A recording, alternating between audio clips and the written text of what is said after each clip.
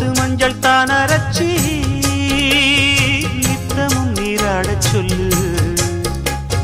மீனாட்சி குங்குமத்த நெத்தியில சூடச் சொல்லு.